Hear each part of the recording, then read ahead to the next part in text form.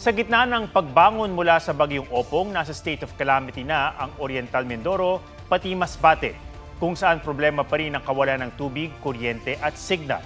May report si JP Soriano. Nagluluksa ang pamilya ni Brian Bolaño sa pagkamatay ng 16 na taong gulang sa kasagsagan ng pananalasa ng bagyong Opong. Sinundan ko, ako mismo nirevive ko pa rin yung anak ko. Sa sobrang ko na hindi ko matanggap. Sa ang iniisip ko, hindi ko susukuan yung anak ko. Pero hindi na talaga. Wala na talaga.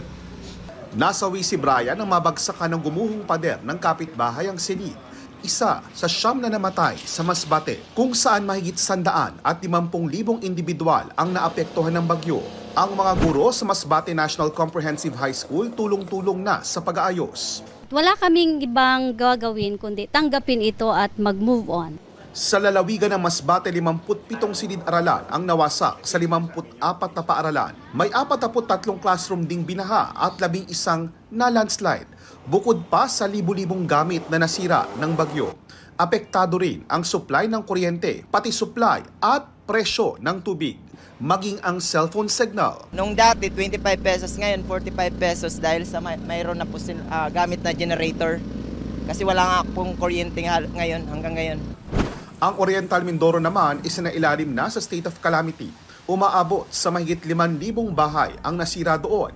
Mahigit 600 dito totally damaged. 13 barangay ang binaha, 6 ang lubog pa rin. Umaabot sa mahigit 1 bilyong piso ang pinsala ng bagyo.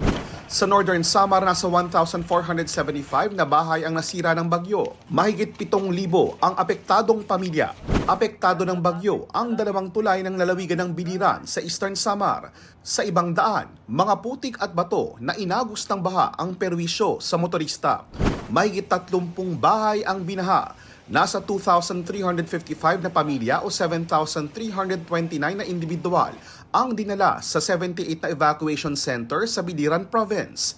Sa buong lalawigan, 10 ang namatay dahil sa bagyong Opong. Mula rito sa Masbate, JP Soriano, nagbabalita para sa GMA Integrated News.